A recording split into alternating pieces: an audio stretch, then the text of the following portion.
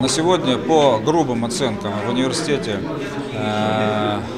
перестало существовать 1500 окон. Значит, за половину дня мы 750 восстановили, и все факультеты, все службы отработали очень хорошо.